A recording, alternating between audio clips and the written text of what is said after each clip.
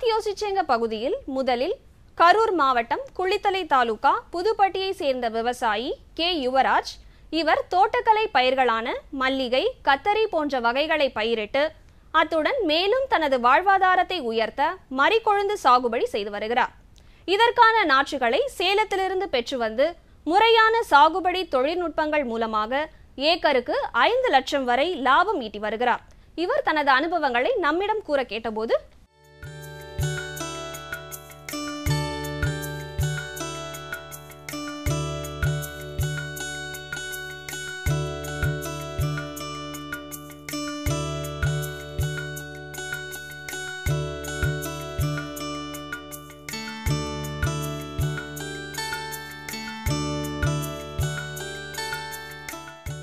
என்னோட பேர் யுவராஜ். கரூர் மாவட்டம் குளித்தலை வட்டம் ஆட்டிமலை கிராமம் புதுப்பட்டியை சேர்ந்த நாங்கள் மரிக்கொழுந்து விவசாயம் 10 ஆண்டுகளாக பண்ணிகிட்டு இருக்கோம். இதில் எங்களுக்கு அமௌண்ட்டு கூட கிடைக்கிறனால நாங்கள் இதை உற்பத்தி பண்ணிகிட்டு இருக்கோம். எத்தனை ஏக்கரா இங்கே சாகுபடி பண்ணியிருக்கீங்க? நாங்கள் இப்போ 1 ஏக்கர் 30 சென்ட் சாகுபடி பண்ணியிருக்கோம். இப்போ மரிக்கொழுந்தில் என்னென்ன வகை இருக்குது, இல்லை இதனுடைய சாகுபடி முறை எப்படி? இது மரிக்கொழுந்துங்கிறது நாற்று நாங்கள் போய் சேலத்தில் வாங்கிட்டு வரணும். இது ஒரே நடவு தான், 3 நாளைக்கு ஒருக்கா தண்ணி விடணும். இது 7 அறுப்புங்கிறது 7 முறையாக இருக்கலாம். அது ஒரு அறுப்பு கொழுந்து மரிக்கு 7 தடவை இருக்கலாம். அது அவ்வளோ மகசூல். இப்போ இந்த ஏரியா முழுக்க பார்த்தா சுற்றுப்பட்டார் எங்கேயுமே ஒரே செம்மண் பூமியாக தான் இருக்குது. தண்ணி எப்படி இருக்குன்னு தெரியல. இந்த இடத்துக்கு நீங்கள் தண்ணி எப்படி ஏற்படுத்துறீங்க? நாங்கள் ஆழ்குழாய் கிணறு போர் போட்டு அதுலேருந்து கேனில் உள்ளே விட்டு வெளியே எடுத்து பாய்ச்சணும். எவ்வளோ அடி உள்ள போயிருக்கோம்? நாங்கள் ஒரு 450 அடி மூட்டை இறக்கியிருக்கோம். சரி, இப்போ இது சாகுபடி பண்ணுறதுக்கு நீங்கள் எவ்வளோ முதலீடு, எவ்வளோ செலவு பண்ணுறீங்க? உங்களுடைய உழைப்பு உங்கள் உழைப்போடு சேர்த்து உங்கள் நேரத்தை காலம் எல்லாத்தையுமே சேர்த்து எவ்வளோ முதலீடு போடுவீங்க? எங்களோட முதலீடு 1 லட்ச ரூபா.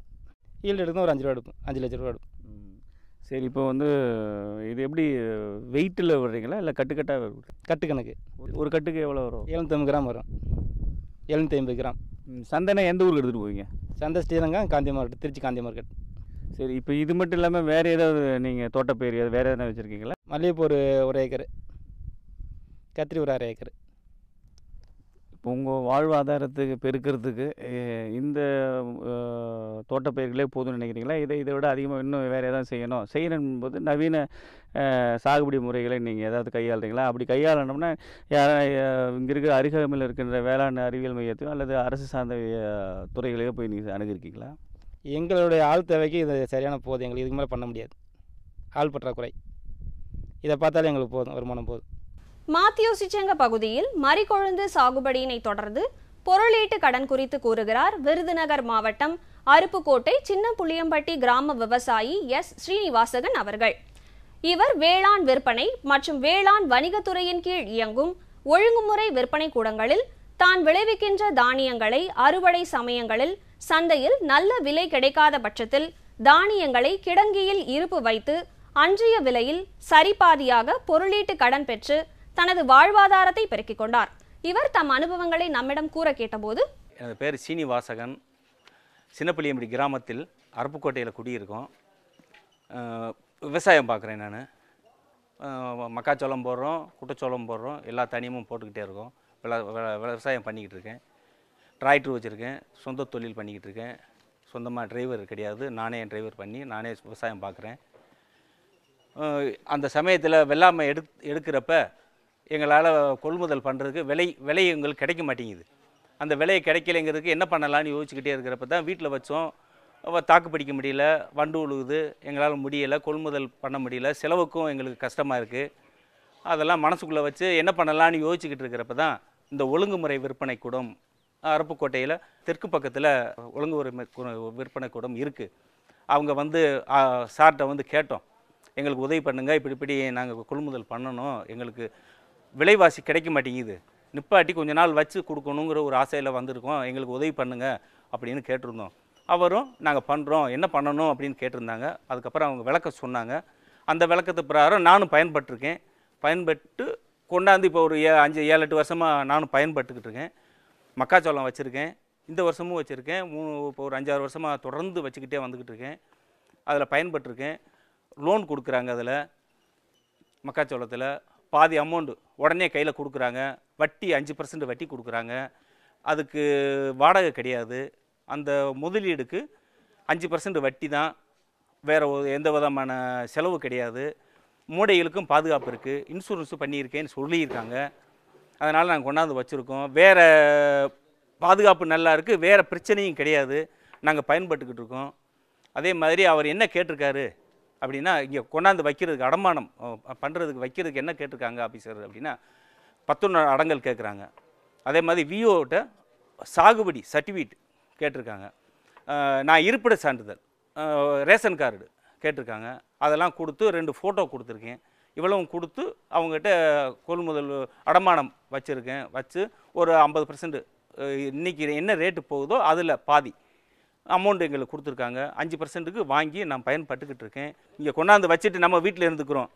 அதில் என்ன எங்களுக்கு பாதுகாப்பு கொடுக்குறாங்க அப்படின்னா, பூச்சி விழுகாமல் இருக்கிறதுக்கு மருந்து அடிச்சிருக்காங்க, டேப்லெட் வைக்கிறாங்க. அதே இதில் மூடைகள் மாறிடாமல் இருக்கிறதுக்கு அடையாள அட்டை வச்சுருக்காங்க. எத்தனை மூடைன்னு எண்ணி அவங்களும் அதில் மார்க் பண்ணி வச்சுருக்காங்க. அதுவும் போக என்றைக்காவது நம்ம பார்க்கணும் மூடை என்ன அளவில் இருக்குது, என்ன அளவில் அவங்க பயன்பட்டு வச்சுருக்காங்க, எங்களுக்கு பாதுகாப்பு கொடுத்துருக்காங்களா அப்படின்னு தெரியறதுக்கோசரம் வந்து பார்த்தோம்னா உடனே வந்து எங்களுக்கு திறங்க, குடோனை திறந்து எங்களுக்கு காட்டுங்கன்னு சொன்னால் திறந்து காட்டுறாங்க. வந்ததும் பார்க்குறோம், நல்லா எப்பயும் போல் பாதுகாப்பாக இருக்குது, பூச்சி இதெல்லாம் கிடையாது, நல்லா பாதுகாப்பாக செஞ்சு எங்களுக்கு உதவி பண்ணியிருக்காங்க. நானும் பயன்பட்டுக்கிட்டு இருக்கேன். அன்றைக்கி விலைவாசி கம்மி, இன்றைக்கி விற்கிறப்ப எங்களுக்கு விலைவாசி ஜாஸ்தியாக கிடைக்கிது. வியாபாரிகளை கூட்டிகிட்டு வந்து காட்டுறதுக்கோ எங்களுக்கு சந்தர்ப்பங்கள் கிடைக்கிது. எங்களுக்கு வச்சு பதறாமல் இருந்து விற்று அதில் லாபம் அடைகிறதுக்கு எங்களுக்கு கூட்டுறவு ஒழுங்கு விற்பனை கூடத்திலிருந்து எங்களுக்கு உதவி பண்ணுறாங்க. அதே மாதிரி மக்களும் என்னைய மாதிரி மக்களும் விழிப்புணர்வோடு இதை புரிஞ்சு தெரியாதவங்க ஒழுங்கு விற்பனை கூடத்தில் போய் கேட்டுக்கிட்டு அதை பயன்படும் மாதிரி கேட்டுக்கொள்கிறேன். மாத்தியூசிச்செங்க பகுதியில் இதனைத் தொடர்ந்து சிவகங்கை மாவட்டம் பலவான்குடி கிராமத்தை சேர்ந்த விவசாயி காடப்பன் அவர்கள். இவர் விவசாயம் செய்வதோடு உப தொழில்களான கால்நடை வளர்ப்பில் வான்கோழி வளர்த்து வருகிறார். வான்கோழி வளர்ப்பிற்கான முறைகளையும் பயிற்சிகளையும் தொழில்நுட்பங்களையும் குன்றக்குடி வேளாண் அறிவியல் நிலையத்தின் உதவியோடு வான்கோழிகளை முறையாக வளர்த்து கூடுதல் வருமானம் பெற்று வரும் விவசாயி காடப்பன் அவர்களிடம் இது பற்றி கேட்டபோது, நான் விவசாயம் மற்றும் விவசாயம் சார்ந்த தொழில் செய்யலாம்னு என்னுடைய விருப்பம். நான் அதுதான் செஞ்சுக்கிட்டு இருக்கேன். இப்போ வந்து நான் வான்கோழி வளர்த்துட்ருக்கேன். வான்கோழி வந்து 15 நாள் குஞ்சா வாங்கிட்டு வந்து வளர்த்தேன். இப்போ 2 மாதம் ஆயிடுச்சு. 2 மாதத்தில் இப்போ ஒரு நாளைக்கு 100-150 கிராம் தீவனம் சாப்பிட்டுக்கிட்டு இருக்கு.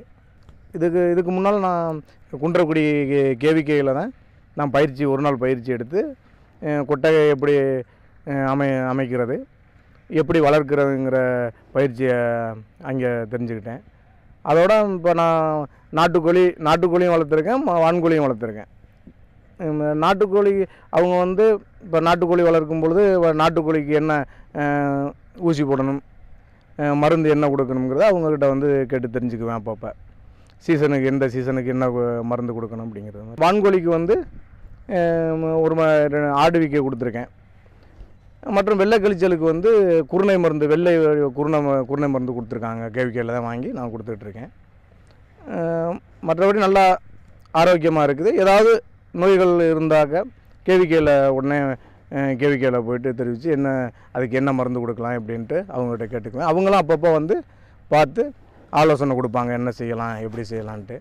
சில்லறைங்கிறவங்களுக்கு சில்லறையாகவும் கொடுத்துருவேன். ஒரு பெட்டை வந்து ஒரு 3.5 கிலோ 4 கிலோ அளவில் இருக்கும். சேவல் வந்து ஒரு 5-6 கிலோ ஒரு 5 மாதத்தில் வந்துடும். அதனால் வந்து ஓரளவு எனக்கு லாபகரமாக இருக்கிறதுனால விவசாயத்தையும் பார்த்துட்டு இதையும் நான் பார்த்துட்ருக்கேன். முக்கணிகளில் முதல் கனியான மாம்பழத்திற்கு தனி சிறப்பு உள்ளது. இது கிருஷ்ணகிரி மாவட்டத்தின் பொருளாதார வளர்ச்சிக்கு நிறையவே உதவுவது மாங்கனியாகும். ஈக்களின் தாக்குதலால் பெருமளவில் இந்த மாம்பழங்கள் பாதிக்கப்படுகின்றன. விவசாயிகள் தாங்கள் அறியாமையினால் பூச்சிகளை கட்டுப்படுத்தும் சிறந்த வழிமுறைகளை தேர்ந்தெடுப்பது இல்லை. எனவே விவசாயிகளுக்கு பயிற்சிகள் கொடுக்கப்பட்டு விழிப்புணர்ச்சி ஏற்படுத்தப்பட்டு வருகின்றது. பழ இனக்கவர்ச்சி பொறியை பயன்படுத்தி ஈக்கள் பெருமளவில் கட்டுப்படுத்தப்பட்டு வருகின்றன. இவை மலிவு விலையில் விவசாயிகளுக்கு விற்கப்படுகின்றன. இப்பொழுது மாம்பழ நிர்வாகம் குறித்து கிருஷ்ணகிரி மாவட்டம் எலுமிச்சங்கரி பகுதியை சேர்ந்த டாக்டர் பெருமாள் வேளாண் அறிவியல் நிலையத்தின் தொழில்நுட்ப வல்லுநர் TI ரமேஷ் பாபு அவர்கள் விளக்கம் தருகிறார்.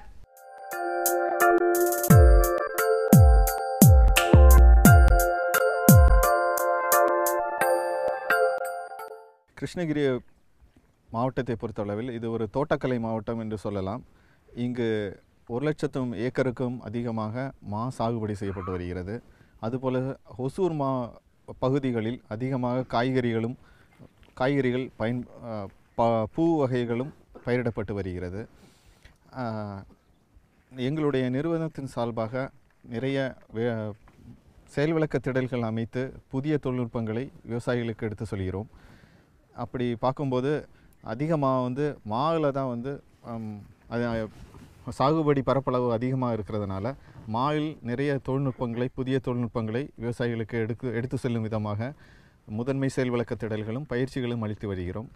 மா சாகுபடியை பொறுத்தளவில் கிருஷ்ணகிரி மாவட்டத்தில் அதிகமாக பெங்களூரா மற்றும் அல்ஃபோன்சா என்று சொல்லக்கூடிய காதர் ரகங்கள் அதிகமாக இங்கே பயிரிடப்பட்டு வருகிறது. மற்ற இடங்களில் தோத்தாபுரின்னு சொல்லுவாங்க, பெங்களூரானும் சொல்லுவாங்க. இங்கே அதிகமாக 40க்கும் அதிகமான மேங்கோ பல்பிங் யூனிட், அதாவது பழக்கூழ்கள் தயாரிக்கும் ஆலைகள் அதிகமாக இருக்கிறது. வரக்கூடிய காலங்களில் பழக்கூழ்களை நம்பி விவசாயிகள் பயிரிட முடியாது, பயிரிட முடியாதுங்கிற நிலைமை உருவாகும். அப்போது ஃப்ரெஷ் மேங்கோஸ் என்று சொல்லக்கூடிய பழங்களை வெளிநாட்டுக்கு ஏற்றுமதி செய்யக்கூடிய நிலைமைகள் உருவாகும். அப்போது தரத்தையும் நல்ல தரமான பழங்களை உற்பத்தி செய்ய விவசாயிகள் மேற்கொள்ள வேண்டியிருக்கும். அதற்கான தொழில்நுட்பங்களை கடைபிடிக்க வேண்டிய நிலை. காய்கள் முக்கால்வாசி விளையும் போது தான் இந்த ஈயினுடைய தாக்குதல் வருது. ஈக்கள் என்ன செய்யும்னா இந்த மேலே இருந்துட்டு அதுக்கு பின்னாடி ஒரு கொடுக்கு போல் ஒரு ஊசி மாதிரி ஒரு இது இருக்கும். அதை உள்ளே வச்சு செலுத்திட்டு உள்ளே முட்டை வைக்கும். அப்படி வரும்போது இங்கே ஓட்டை விழுறதுனால இங்கே டேமேஜ் ஆகிடுது. இந்த டேமேஜ் ஆகிற இடத்துல பாக்டீரியா மற்றும் பூஞ்சானங்கள் உள்ளே இது அழுகுது. மேலும் அப்படி இல்லாமல் இருந்தால் கூட உள்ளே புழுகள் உற்பத்தி ஆகி ஒரு வெள்ளை கலரில் ஒரு புழு உள்ளே இருக்கும். கால் இல்லாத ஒரு சின்ன புழுகள் உள்ளே உற்பத்தி ஆகும். அதனால் வெளியிலேருந்து பார்த்தா நமக்கு அது தெரியாது. பழம் பழுத்ததுக்கப்புறம் அதை அறுத்து நம்ம உள்ளே பார்க்கும்போது வெள்ளை கலரில் இது இருக்கும். அது சாப்பிட்றதுக்கு ஏதுவான பழங்களாக இருக்காது. அதனால் இந்த நிர்வாகங்கள் செய்வது ரொம்ப ரொம்ப முக்கியம். அதுக்கு நிர்வாகம் செய்கிறதுக்கு என்னென்ன பண்ணலாம் அப்படின்னு பார்த்தீங்கன்னா, கோடை காலத்து உழவு செய்கிறது ரொம்ப ரொம்ப அவசியம். இந்த பூச்சிகளினுடைய கூட்டுப்புழுக்கள் மண்ணில் இருக்கும். அந்த புழுக்களை இந்த நம்ம கோடை உழவு செய்யும்போது சூரிய ஒளியினால் அந்த கூட்டுப்புழுக்கள் எல்லாம் செத்து போயிடும். அதுக்கப்புறம் நம்ம இந்த பழங்களில் தான் அதிகமான ஈக்கள் உருவாகுது. அதனால் கீழே விழுந்த பழங்களை எடுத்து அழிச்சிடணும். அது ரொம்ப ரொம்ப முக்கியம். நம்ம அறுவடை செய்யும் காலங்களில் அந்த ஸ்ப்ரேயிங் மற்றும் மற்ற இதுக்காக ஆட்கள் கிடைப்பது ரொம்ப கஷ்டமாக இருக்குது. அதனால் விவசாயிகள் அதை எடுத்து அழிக்கிறதுக்கு யோசிக்கிறாங்க. அப்படி இல்லாமல் அந்த சிரமம் பார்க்காம 1-2 பேர் ஆளை வச்சு அந்த இடங்களில் இருக்கிற பழங்கள் கீழே இருக்க பழங்களெல்லாம் எடுத்து அழித்து விடுவது ரொம்ப ரொம்ப முக்கியம். ஸ்ப்ரே பண்ணுறதுனால பெரிய ஒரு நன்மைகள் இதனால் ஏற்படாது. அதனால் வேறு என்ன செய்யலாம் அப்படின்னா, இனக்கவர்ச்சி பொறி மூலம் நம்ம ஈக்களை கவர்ந்து இழுத்து அதை அழிக்கலாம். இப்போ நம்ம பார்க்குறது இந்த ஆண் ஈ. இது தங்க நிறத்தில் இருக்கும், தங்க ஈன்னு சொல்கிறாங்க. நார்மலாக விவசாயிகள் இதை பற்றி இப்போ அவ்வளோவா கவனம் செலுத்துறதில்ல. என்ன காரணம்னா, முக்கால்வாசி இருக்கும்போதே பல்ப்புலேருந்து எடுத்துகிட்டு போயிடுறாங்க. பல்ப்பு இண்டஸ்ட்ரியில் எடுத்துகிட்டு போகிறதுனால இந்த ஈக்களை அதிகமாக கவனிக்கிறதில்ல. ஆனால் அதை விட்டு ஒரு நல்ல பழமாக பறிக்கணுன்னா தான் இந்த ஈகினுடைய பிரச்சனை அதிகமாக தெரியுது அவங்களுக்கு. இது தங்க நிறத்தில் உள்ள ஒரு குளவி மாதிரி உள்ள ஒரு சின்ன ஈ. இது ஆண் ஈ. நம்மளுடைய பொறியில் உள்ள பெண் ஈயினுடைய வாசனை வரும்படியாக மீத்தேலியூஜினாங்கிற ஒரு மருந்து வச்சுருக்கிறோம். அதனால் இந்த ஈக்கள் அதை கவரப்பட்டு இந்த பொறிக்கு சேருது. இந்த பொறி எங்களுடைய வேளாண்மை அறிவியல் மையத்திலிருந்து விவசாயிகளுக்கு குறைந்த விலையில் வழங்கி வருகிறோம். அந்த பொறிகளை ஒரு ஏக்கருக்கு 5 இடங்களில் நம்ம வைக்கும்போது ஒரு மரத்தில் ஒரு 3 அடி 4 அடியில் உள்ள நம்ம கட்டி விடும்போது ஆண் ஈக்கள் எல்லாம் இந்த பெண் ஈக்கள் உள்ளே இருக்குதுன்னு நினச்சிட்டு கவர்ந்து இழுக்கப்பட்டு அந்த பொறிகளின் விழுந்து செத்து போயிடும். அதனால் ஆண் ஈக்களை எல்லாத்தையும் இந்த முறைகள் மூலம் நம்ம அழிச்சிடலாம். இது தோட்டம் அதிகமாக இருந்ததுன்னா, பெரிய மரங்களாக இருந்ததுன்னா ஒரு ஏக்கருக்கு 10 பொறிகள் கூட வைக்கலாம். அடுத்ததாக இப்படி ஆண் ஈக்கள் அழித்ததுக்கப்புறம் பெண் ஈக்களையும் மற்ற ஈக்களையும் அழிப்பதற்காக என்ன பண்ணணும்னா, பெயிட் ஸ்ப்ரேயிங் என்று சொல்லக்கூடிய ஒரு முறை இருக்குது. அதில் என்ன பண்ணணும்னா ஒரு லிட்டர் நீருக்கு 100 கிராம் வெல்லம், சாதாரண வெல்லம், கரும்பு வெல்லம் 100 கிராம் மற்றும் டெல்டாமெத்ரின் சொல்லக்கூடிய மருந்து 1 லிட்டருக்கு 1 மில்லி, இது ரெண்டையும் கலந்து ஒரு ஏக்கருக்கு காய்களில் அடிக்காமல் இலையிலையும் அங்கங்கேயா ஒரு 8 லிட்டர், ஒரு ஏக்கருக்கு 8 லிட்டர் என்ற அளவில் அங்கங்கேயா ஸ்ப்ரே பண்ணணும். அப்படி நம்ம தெளிப்பதன் மூலம் அந்த வெள்ளத்தினுடைய இனிப்புக்காக இந்த ஈக்கள் கவரப்பட்டு இந்த டெல்டாமெத்ரினுடைய விஷத்தன்மையால் அது இறந்து அங்கங்கு விழுந்துடும்.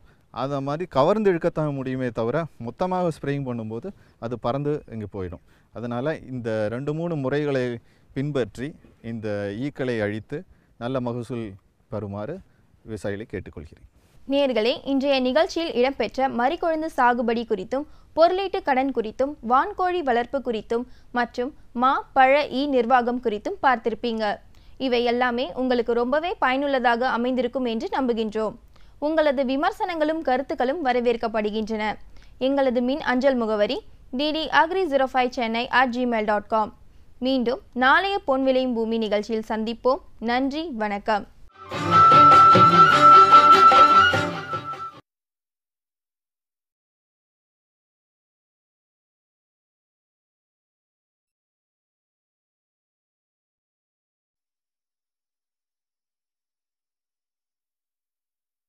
விளையிற பூமியடா, விவசாயத்தை பொறுப்பா கவனிச்சு சீரோமடா,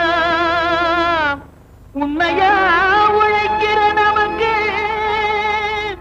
எல்லா நன்மைகளும் நாடி வந்து கூடுதடா.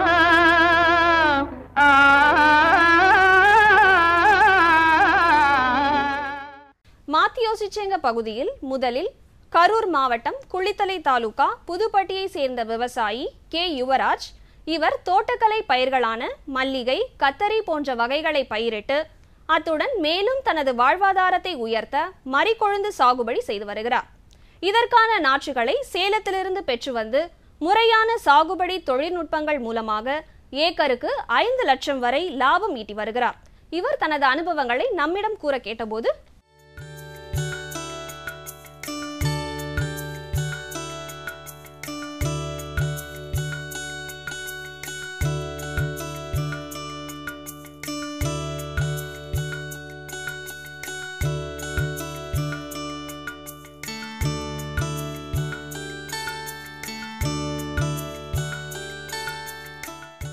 என்னோட பேர் யுவராஜ். கரூர் மாவட்டம் குளித்தலை வட்டம் ஆட்டிமலை கிராமம் புதுப்பட்டியை சேர்ந்த நாங்கள் மரிக்கொழுந்து விவசாயம் 10 ஆண்டுகளாக பண்ணிகிட்டு இருக்கோம். இதில் எங்களுக்கு அமௌண்ட்டு கூட கிடைக்கிறனால நாங்கள் இதை உற்பத்தி பண்ணிகிட்டு இருக்கோம். எத்தனை ஏக்கரா இங்கே சாகுபடி பண்ணியிருக்கீங்க? நாங்கள் இப்போ 1 ஏக்கர் 30 சென்ட் சாகுபடி பண்ணியிருக்கோம். இப்போ மரிக்கொழுந்தில் என்னென்ன வகை இருக்குது, இல்லை இதனுடைய சாகுபடி முறை எப்படி? இது மரிக்கொழுந்துங்கிறது நாற்று நாங்கள் போய் சேலத்தில் வாங்கிட்டு வரணும். இது ஒரே நடவு தான், 3 நாளைக்கு ஒருக்கா தண்ணி விடணும். இது 7 அறுப்புங்கிறது 7 முறையாக இருக்கலாம். அது ஒரு அறுப்பு கொழுந்து மரிக்கு 7 தடவை இருக்கலாம்.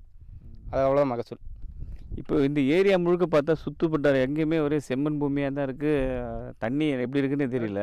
இந்த இடத்துக்கு நீங்கள் தண்ணி எப்படி ஏற்படுத்துறீங்க? நாங்கள் ஆழ்குழாய் போர் போட்டு அதுலேருந்து கேனில் உள்ளே விட்டு வெளியே எடுத்து பாய்ச்சணும். எவ்வளோ அடி உள்ள போயிருக்கோம்? நாங்கள் ஒரு 450 அடி மூட்டை இறக்கியிருக்கோம். சரி, இப்போ இது சாகுபடி பண்ணுறதுக்கு நீங்கள் எவ்வளோ முதலீடு, எவ்வளோ செலவு பண்ணுறீங்க? உங்களுடைய உங்கள் உழைப்போடு சேர்த்து உங்கள் நேரத்தை, காலம் எல்லாத்தையுமே சேர்த்து எவ்வளோ முதலீடு போடுவீங்க? எங்களோட முதலீடு 1 லட்ச ரூபா. ஈல்டு எடுக்கும் ஒரு 5 ரூபா எடுக்கும், 5 லட்ச ரூபா எடுக்கும். சரி, இப்போ இது எப்படி வெயிட்டில் விடுறீங்களா இல்லை கட்டுக்கட்டாக? கட்டு கணக்கு. ஒரு கட்டுக்கு எவ்வளோ வரும்? 750 கிராம் வரும். 750 கிராம். சந்தைனா எந்த ஊருக்கு எடுத்துகிட்டு போவீங்க? சந்தை ஸ்ரீரங்கம், காந்தி மார்க்கெட், திருச்சி காந்தி மார்க்கெட். சரி, இப்போ இது மட்டும் இல்லாமல் வேறு ஏதாவது நீங்கள் தோட்டப்பயிர் வேறு எதனா வச்சுருக்கீங்களா? மல்லிகைப்பூ 1 ஏக்கரு, கத்திரி 1/2 ஏக்கரு. இப்போ உங்கள் வாழ்வாதாரத்துக்கு பெருக்கிறதுக்கு இந்த தோட்டப்பயிர்களே போதும்னு நினைக்கிறீங்களா? இதை விட அதிகமாக இன்னும் வேறு எதாவது செய்யணும் போது நவீன சாகுபடி முறைகளை நீங்கள் ஏதாவது கையாளுறீங்களா? அப்படி கையாளணும்னா இங்கே இருக்கிற அருகாமையில் இருக்கின்ற வேளாண் அறிவியல் மையத்தையோ அல்லது அரசு சார்ந்த துறைகளையோ போய் நீங்கள் அணுகிருக்கீங்களா? எங்களுடைய ஆள் தேவைக்கு இது சரியான போதும். எங்களுக்கு இதுக்கு மேலே பண்ண முடியாது. ஆள் பற்றாக்குறை. இதை பார்த்தாலே எங்களுக்கு போதும், வருமானம் போதும். மாத்தியோசிச்செங்க பகுதியில் மரிக்கொழுந்து சாகுபடியினை தொடர்ந்து பொருளீட்டு கடன் குறித்து கூறுகிறார் விருதுநகர் மாவட்டம் அருப்புக்கோட்டை சின்ன புளியம்பட்டி கிராம விவசாயி எஸ் ஸ்ரீனிவாசகன் அவர்கள். இவர் வேளாண் விற்பனை மற்றும் வேளாண் வணிகத்துறையின் கீழ் இயங்கும் ஒழுங்குமுறை விற்பனை கூடங்களில் தான் விளைவிக்கின்ற தானியங்களை அறுவடை சமயங்களில் சந்தையில் நல்ல விலை கிடைக்காத பட்சத்தில் தானியங்களை கிடங்கியில் இருப்பு வைத்து அன்றைய விலையில் சரிபாதியாக பொருளீட்டு கடன் பெற்று தனது வாழ்வாதாரத்தை பெருக்கிக் கொண்டார். இவர் தம் அனுபவங்களை நம்மிடம் கூற கேட்டபோது, எனது பேர் சீனிவாசகன். சின்னப்புளியம்பட்டி கிராமத்தில் அருப்புக்கோட்டையில் குடியிருக்கோம். விவசாயம் பார்க்குறேன். நான் மக்காச்சோளம் போடுறோம், குட்டச்சோளம் போடுறோம், எல்லா தனியமும் போட்டுக்கிட்டே இருக்கோம். விவசாயம் பண்ணிக்கிட்டு இருக்கேன். டிராக்டர் வச்சுருக்கேன். சொந்த தொழில் பண்ணிக்கிட்டு இருக்கேன். சொந்தமாக டிரைவர் கிடையாது, நானே டிரைவர் பண்ணி நானே விவசாயம் பார்க்குறேன். அந்த சமயத்தில் வெள்ளாமை எடுக்கிறப்ப எங்களால் கொள்முதல் பண்ணுறதுக்கு விலை எங்களுக்கு கிடைக்க மாட்டேங்குது. அந்த விலையை கிடைக்கலைங்கிறதுக்கு என்ன பண்ணலான்னு யோசிச்சுக்கிட்டே இருக்கிறப்ப தான் வீட்டில் வச்சோம். தாக்கு பிடிக்க முடியல, வண்டு உழுகுது, எங்களால் முடியலை, கொள்முதல் பண்ண முடியல, செலவுக்கும் எங்களுக்கு கஷ்டமாக இருக்குது. அதெல்லாம் மனசுக்குள்ளே வச்சு என்ன பண்ணலான்னு யோசிச்சுக்கிட்டு இருக்கிறப்ப தான் இந்த ஒழுங்குமுறை விற்பனை கூடம் அருப்புக்கோட்டையில் தெற்கு பக்கத்தில் ஒழுங்குமுறை விற்பனை கூடம் இருக்குது. அவங்க வந்து சார்கிட்ட வந்து கேட்டோம், எங்களுக்கு உதவி பண்ணுங்கள், இப்படி நாங்கள் கொள்முதல் பண்ணணும், எங்களுக்கு விலைவாசி கிடைக்க மாட்டேங்குது, நிப்பாட்டி கொஞ்ச நாள் வச்சு கொடுக்கணுங்கிற ஒரு ஆசையில் வந்திருக்கோம், எங்களுக்கு உதவி பண்ணுங்கள் அப்படின்னு கேட்டிருந்தோம். அவரும் நாங்கள் பண்ணுறோம், என்ன பண்ணணும் அப்படின்னு கேட்டிருந்தாங்க. அதுக்கப்புறம் அவங்க விளக்கம் சொன்னாங்க. அந்த விளக்கத்து பிரகாரம் நானும் பயன்பட்டு கொண்டாந்து இப்போ ஒரு 5-7-8 வருஷமாக நானும் பயன்பட்டுக்கிட்டு இருக்கேன். மக்காச்சோளம் வச்சுருக்கேன், இந்த வருஷமும் வச்சுருக்கேன். இப்போ ஒரு 5-6 வருஷமாக தொடர்ந்து வச்சுக்கிட்டே வந்துக்கிட்டு இருக்கேன். அதில் பயன்பட்டுருக்கேன். லோன் கொடுக்குறாங்க. அதில் மக்காச்சோளத்தில் பாதி அமௌண்ட்டு உடனே கையில் கொடுக்குறாங்க. வட்டி 5% வட்டி கொடுக்குறாங்க. அதுக்கு வாடகை கிடையாது. அந்த முதலீடுக்கு 5% வட்டி தான், வேறு எந்த விதமான செலவு கிடையாது. மூடைகளுக்கும் பாதுகாப்பு இருக்குது. இன்சூரன்ஸு பண்ணியிருக்கேன்னு சொல்லியிருக்காங்க. அதனால் நாங்கள் கொண்டாந்து வச்சுருக்கோம். வேறு பாதுகாப்பு நல்லா இருக்குது, வேறு பிரச்சனையும் கிடையாது. நாங்கள் பயன்பட்டுக்கிட்டு இருக்கோம். அதே மாதிரி அவர் என்ன கேட்டிருக்காரு அப்படின்னா, இங்கே கொண்டாந்து வைக்கிறதுக்கு அடமானம் பண்ணுறதுக்கு வைக்கிறதுக்கு என்ன கேட்டிருக்காங்க ஆஃபீஸர் அப்படின்னா, 11 அடங்கல் கேட்குறாங்க. அதே மாதிரி விஓட்ட சாகுபடி சர்டிஃபிகேட் கேட்டிருக்காங்க. நான் இருப்பிட சான்றிதழ், ரேஷன் கார்டு கேட்டிருக்காங்க. அதெல்லாம் கொடுத்து 2 ஃபோட்டோ கொடுத்துருக்கேன். இவ்வளவும் கொடுத்து அவங்ககிட்ட கொள்முதல் அடமானம் வச்சுருக்கேன். வச்சு ஒரு 50% இன்றைக்கி என்ன ரேட்டு போகுதோ அதில் பாதி அமௌண்ட் எங்களுக்கு கொடுத்துருக்காங்க. 5%க்கு வாங்கி நான் பயன்பட்டுக்கிட்டு இருக்கேன். இங்கே கொண்டாந்து வச்சுட்டு நம்ம வீட்டில் இருந்துக்கிறோம். அதில் என்ன எங்களுக்கு பாதுகாப்பு கொடுக்குறாங்க அப்படின்னா, பூச்சி விழுகாமல் இருக்கிறதுக்கு மருந்து அடிச்சிருக்காங்க, டேப்லெட் வைக்கிறாங்க. அதே இதில் மூடைகள் மாறிடாமல் இருக்கிறதுக்கு அடையாள அட்டை வச்சுருக்காங்க. எத்தனை மூடைன்னு எண்ணி அவங்களும் அதில் மார்க் பண்ணி வச்சுருக்காங்க. அதுவும் போக என்றைக்காவது நம்ம பார்க்கணும் மூடை என்ன அளவில் இருக்குது, என்ன அளவில் அவங்க பயன்பட்டு வச்சுருக்காங்க, எங்களுக்கு பாதுகாப்பு கொடுத்துருக்காங்களா அப்படின்னு தெரியறதுக்கோசரம் வந்து பார்த்தோம்னா உடனே வந்து எங்களுக்கு திறங்க, குடோனை திறந்து எங்களுக்கு காட்டுங்கன்னு சொன்னால் திறந்து காட்டுறாங்க. வந்ததும் பார்க்குறோம். நல்லா எப்பயும் போல் பாதுகாப்பாக இருக்குது. பூச்சி இதெல்லாம் கிடையாது. நல்லா பாதுகாப்பாக செஞ்சு எங்களுக்கு உதவி பண்ணியிருக்காங்க.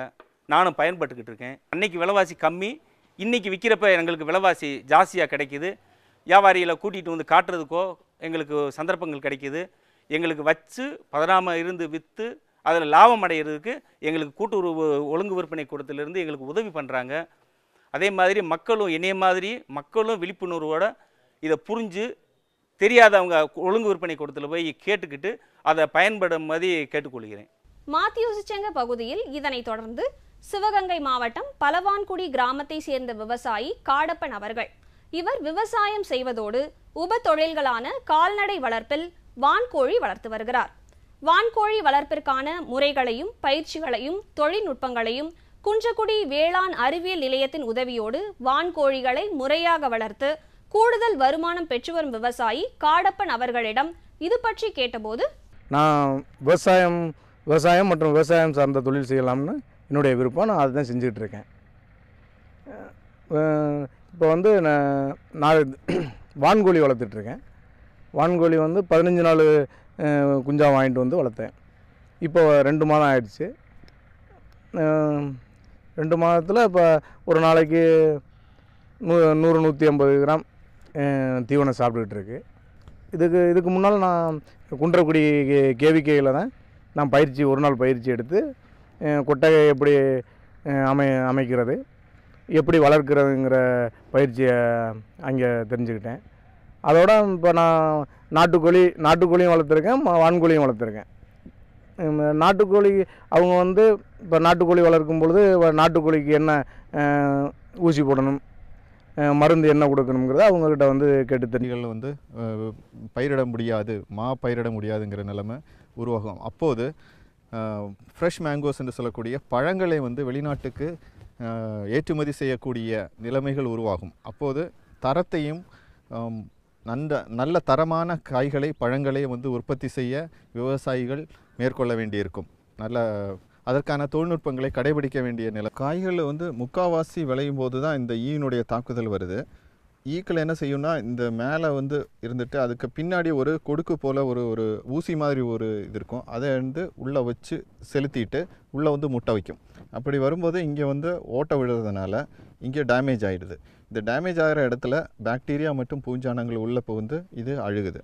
மேலும் அப்படி இல்லாமல் இருந்தால் கூட உள்ளே வந்து புழுகள் உற்பத்தி ஆகி ஒரு வெள்ளை கலரில் ஒரு புழு வந்து உள்ளே இருக்கும். கால் இல்லாத ஒரு சின்ன புழுகள் உள்ளே உற்பத்தி ஆகும். அதனால் வெளியிலேருந்து பார்த்தா நமக்கு அது தெரியாது. பழம் பழுத்ததுக்கப்புறம் அதை அறுத்து நம்ம உள்ளே பார்க்கும்போது வெள்ளை கலரில் இது இருக்கும். அது வந்து சாப்பிட்றதுக்கு ஏதுவான பழங்களாக இருக்காது. அதனால் இந்த நிர்வாகங்கள் செய்வது ரொம்ப ரொம்ப முக்கியம். அதுக்கு நிர்வாகம் செய்கிறதுக்கு என்னென்ன பண்ணலாம் அப்படின்னு பார்த்தீங்கன்னா, கோடை காலத்து உழவு செய்கிறது வந்து ரொம்ப ரொம்ப அவசியம். இந்த பூச்சிகளினுடைய கூட்டுப்புழுக்கள் மண்ணில் வந்து இருக்கும். அந்த புழுக்களை வந்து நம்ம கோடை உழவு செய்யும்போது சூரிய ஒளியினால் அந்த கூட்டுப்புழுக்கள் எல்லாம் செத்து போயிடும். அதுக்கப்புறம் நம்ம இந்த பழங்களில் தான் அதிகமான ஈக்கள் வந்து உருவாகுது. அதனால் கீழே விழுந்த பழங்களை எடுத்து அழிச்சிடணும். அது ரொம்ப ரொம்ப முக்கியம். நம்ம அறுவடை செய்யும் காலங்களில் அந்த ஸ்ப்ரேயிங் மற்றும் மற்ற இதுக்காக ஆட்கள் கிடைப்பது ரொம்ப கஷ்டமாக இருக்குது. அதனால் விவசாயிகள் வந்து அதை எடுத்து அழிக்கிறதுக்கு யோசிக்கிறாங்க. அப்படி இல்லாமல் அந்த சிரமம் பார்க்காம 1-2 பேர் ஆளை வச்சு அந்த இடங்களில் இருக்கிற பழங்கள் கீழே இருக்க பழங்களெல்லாம் எடுத்து அழித்து விடுவது வந்து ரொம்ப ரொம்ப முக்கியம். ஸ்ப்ரே பண்ணுறதுனால பெரிய ஒரு நன்மைகள் வந்து இதனால் ஏற்படாது. அதனால் வேறு என்ன செய்யலாம் அப்படின்னா, இனக்கவர்ச்சி பொறி மூலம் நம்ம ஈக்களை கவர்ந்து இழுத்து அதை வந்து அழிக்கலாம். இப்போ நம்ம பார்க்குறது வந்து இந்த ஆண் ஈ. இது வந்து தங்க நிறத்தில் இருக்கும், தங்க ஈன்னு சொல்கிறாங்க. நார்மலாக விவசாயிகள் வந்து இதை பற்றி இப்போ அவ்வளவா கவனம் செலுத்துறதில்ல. என்ன காரணம்னா, முக்கால்வாசி இருக்கும்போதே வந்து பல்ப்புலேருந்து எடுத்துகிட்டு போயிடுறாங்க. பல்ப்பு இண்டஸ்ட்ரியில் எடுத்துகிட்டு போகிறதுனால இந்த ஈக்களை வந்து அதிகமாக கவனிக்கிறதில்ல. ஆனால் அதை விட்டு ஒரு நல்ல பழமாக பறிக்கணுன்னா தான் இந்த ஈகினுடைய பிரச்சனை வந்து அதிகமாக தெரியுது அவங்களுக்கு. இது வந்து தங்க நிறத்தில் உள்ள ஒரு குளவி மாதிரி உள்ள ஒரு சின்ன ஈ. இது வந்து ஆண் ஈ. நம்மளுடைய பொறியில் உள்ள வந்து பெண் ஈயினுடைய வாசனை வரும்படியாக வந்து மீத்தேல்யூஜினாங்கிற ஒரு மருந்து வச்சுருக்கிறோம்.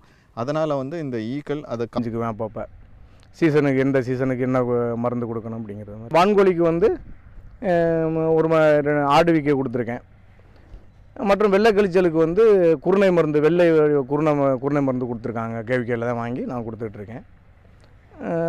மற்றபடி நல்லா ஆரோக்கியமாக இருக்குது. ஏதாவது நோய்கள் இருந்தாக்க கேவிக்கையில் போயிட்டு தெரிவித்து அதுக்கு என்ன மருந்து கொடுக்கலாம் அப்படின்ட்டு அவங்ககிட்ட கேட்டுக்குவேன். அவங்களாம் அப்பப்போ வந்து பார்த்து ஆலோசனை கொடுப்பாங்க, என்ன செய்யலாம் எப்படி செய்யலான்ட்டு. சில்லறைங்கிறவங்களுக்கு சில்லறையாகவும் கொடுத்துருவேன். ஒரு பெட்டை வந்து ஒரு 3.5 கிலோ 4 கிலோ அளவில் இருக்கும். சேவல் வந்து ஒரு 5-6 கிலோ ஒரு 5 மாதத்தில் வந்துடும். அதனால் வந்து ஓரளவு எனக்கு லாபகரமாக இருக்கிறதுனால விவசாயத்தையும் பார்த்துட்டு இதையும் நான் பார்த்துட்ருக்கேன். முக்கணிகளில் முதல் கனியான மாம்பழத்திற்கு தனி சிறப்பு உள்ளது. இது கிருஷ்ணகிரி மாவட்டத்தின் பொருளாதார வளர்ச்சிக்கு நிறையவே உதவுவது மாங்கனியாகும். ஈக்களின் தாக்குதலால் பெருமளவில் இந்த மாம்பழங்கள் பாதிக்கப்படுகின்றன. விவசாயிகள் தாங்கள் அறியாமையினால் பூச்சிகளை கட்டுப்படுத்தும் சிறந்த வழிமுறைகளை தேர்ந்தெடுப்பது இல்லை. எனவே விவசாயிகளுக்கு பயிற்சிகள் கொடுக்கப்பட்டு விழிப்புணர்ச்சி ஏற்படுத்தப்பட்டு வருகின்றது. பழ ஈ இனக்கவர்ச்சி பொறியை பயன்படுத்தி ஈக்கள் பெருமளவில் கட்டுப்படுத்தப்பட்டு வருகின்றன. இவை மலிவு விலையில் விவசாயிகளுக்கு விற்கப்படுகின்றன. இப்பொழுது மாம்பழ ஈ நிர்வாகம் குறித்து கிருஷ்ணகிரி மாவட்டம் எலுமிச்சங்கரி பகுதியை சேர்ந்த டாக்டர் பெருமாள் வேளாண் அறிவியல் நிலையத்தின் தொழில்நுட்ப வல்லுநர் TI ரமேஷ் பாபு அவர்கள் விளக்கம் தருகிறார்.